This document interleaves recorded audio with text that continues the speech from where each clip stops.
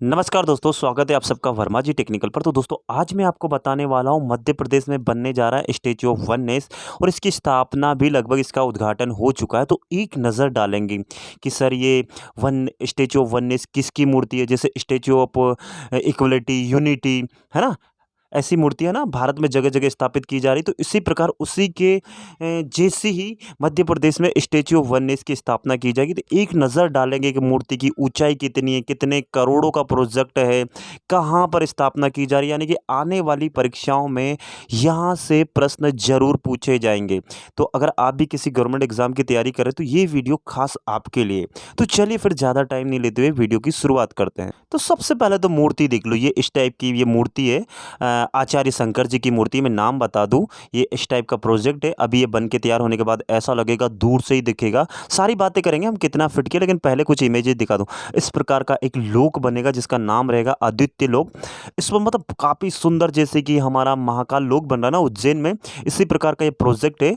तो बहुत बड़ा प्रोजेक्ट है और मध्य प्रदेश के लिए एक बहुत गौरव की बात है। पर्यटन यहाँ का बढ़ेगा भर भर के।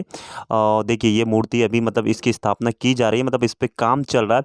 ये छोटे-छोटे पैनल करके ये अभी काम चल रहा है और ये इसकी जुड़ाई-उड़ाई हो रही है। मतलब देखो ये इस टाइप का, ये सारा का सारा सेंटिंग-वेंटिंग लगी और ये पीछे नर्मदा नदी बह रही है। तो चलो अब डिटेल से बात कर लेते हैं। ये तो मैंने सिर्फ फ़ोटो दिखा दी आपको।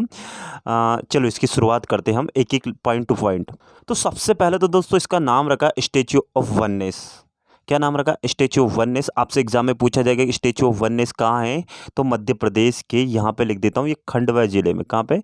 खंडवा जिले, खंडवा जिले, ओमकारेश्वर, है ना? ओमकारेश्वर है ना? तो आपसे ऐसा पूछे ना, तो ये देखिए राइटिंग तो नहीं समझ में आ रही, लेकिन खंडवा ओमकारेश्वर पर्वत पर। ओमकारेश्वर पर्वत का सबने देखा होगा, सुना होगा, नहीं देखा होगा तो चलो। तो वहाँ के, और ये कहाँ पड़ता है? खंडवा जिले में। तो इसकी अगर जिला पूछा जाए तो मध्य प्रदेश का खंडवा। ठीक। दोस्तों इस मूर्ति की ऊंचाई है 108 फीट की और ये अष्ट धातु यानी कि 8 प्रकार की धातुओं से मिलकर बनी है। और जिसकी मूर्ति है उनका नाम है आचार्य शंकर जी। जब ये कब थे, कब की मूर्ति है? जब ये 12 वर्ष के थे तब की, जब 12 वर्ष की आयु के थे तब की ये मूर्ति है। समझ में आए? 12 वर्ष की। ये आपसे यहाँ पर एक लाइन में 3 क्वेश्चन आपके क्लियर हो जाएंगे। 108 फीट की बनी हुई है, 8 धातुओं से मिलकर बनी हुई थी, जिसकी मूर्ति उनका नाम है आचार्य शंकर जी। जब वो कितनी एज की थे, क्या 50 साल, 60 साल, सब हर साल में अलग-अलग रूप होता है ना। तो ये जब वो 12 वर्ष के थे ना, तो 12 वर्ष के थे तो बाल रूप की मूर्ति कौन-सी थी? 12 वर्ष की बाल रूप की आयु की मूर्ति है। तो ये हो गई एक लाइन।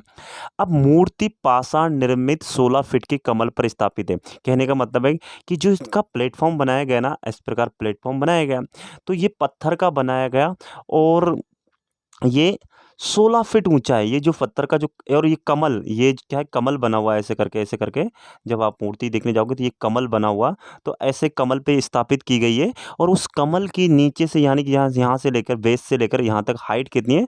16 फीट। तो आपसे ये पूछा जाएगा कि ये मूर्ति जो बनाई गई इसके नीचे मतलब क्या है? तो कमल है और उसकी ऊँचाई है 16 फीट। 1 मिनट आपको इमेज में दिखा देता हूँ थोड़ा-सा। यहाँ देख लो आप। ये जो दिख रहा है ना आपको, ये तो ये कमल बना हुआ है। यहाँ से इमेज में इतना खास नहीं दिख रहा, लेकिन ये कमल है। और ये जो कमल है ये पूरा पत्थर का है, पाषाण का है, बिल्कुल पत्थर ही पत्थर का बना हुआ है। और ये इसकी यहाँ से लेकर यहाँ तक ऊंचाई कितनी? 16 फीट। तो 16 फीट के कमल पर स्थापित की गई है ये मूर्ति, ठीक है ना। अब मूर्ति किसकी बनी हुई है? 8 प्रकार के धातुओं की, ये तो पता ही है आपको। अब मूर्ति में क्या क्या मिलाया गया है? तो मूर्ति कितने टन की है? तो 16 एक मिनट, 100 टन की है। 100 टन, यानी कि समझ में आता है ना, 1 टन में कितने क्विंटल होते हैं? 10 क्विंटल होते हैं।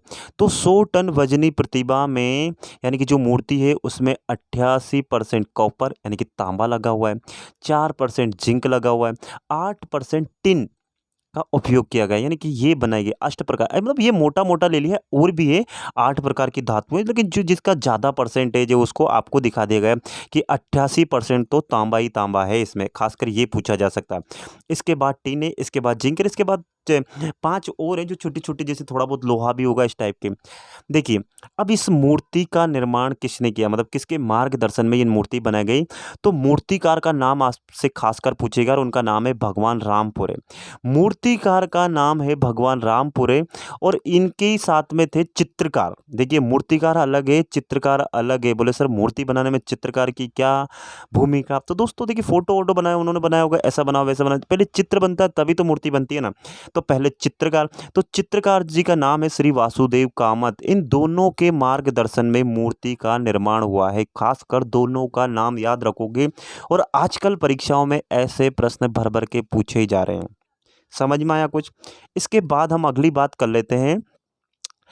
290 पैनल से इस मूर्ति का निर्माण किया है। 290 मतलब अब इतनी बड़ी मूर्ति है तो पहले क्या है, इसके छोटे-छोटे टुकड़े बनाए गए। ये बहुत टफ काम है। छोटे-छोटे टुकड़े बनाए गए ऐसे करके। ऐसे करके 290 पैनल बना के नाक बना दी, कान बना दिए, हाथ बना दिए, ऐसे करके पैनल बनाए और उनको आपस में फिट कर दिया गया, जोड़ दिया गया।